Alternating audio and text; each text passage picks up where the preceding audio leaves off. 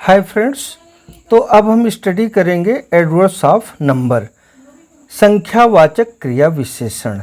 Number का मतलब संख्या, तो ये संख्यावाचक क्रिया विशेषण इसको हिंदी में कहते हैं।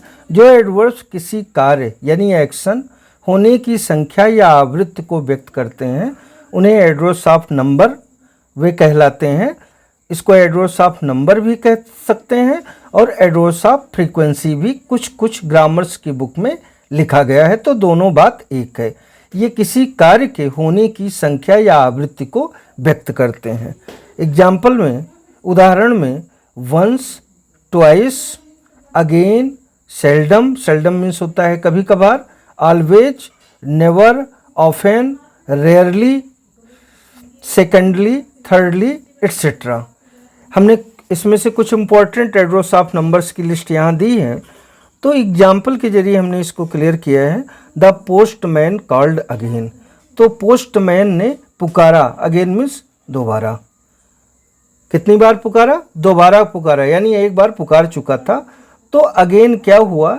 एडवर्ब्स ऑफ नंबर्स हुआ। एडवर्ब्स ऑफ नंबर क्यों हुआ? क्योंकि इसमें यह बताया गया है कि पुकारा गया एक से अधिक बार, यानी फिर से पुकारा। एक बार इसका मतलब कम से कम एक बार तो पुकार ही चुका था।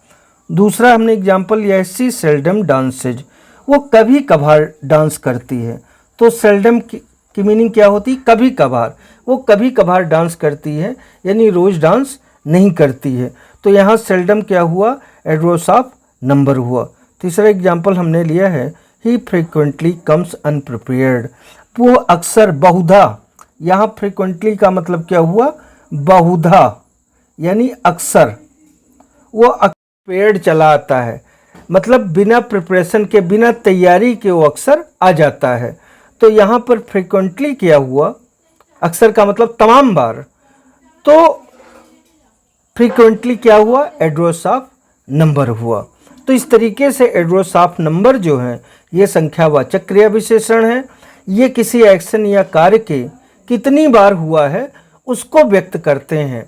आधा बार हुआ है, एक तिहाई बार हुआ है, 2 बार हुआ है, 4 बार हुआ है, अक्सर होता है, कभी कभार होता है, कोई एक्शन, कोई कार्य, कोई वर्किंग, तो इसको ये व्यक्त करते हैं।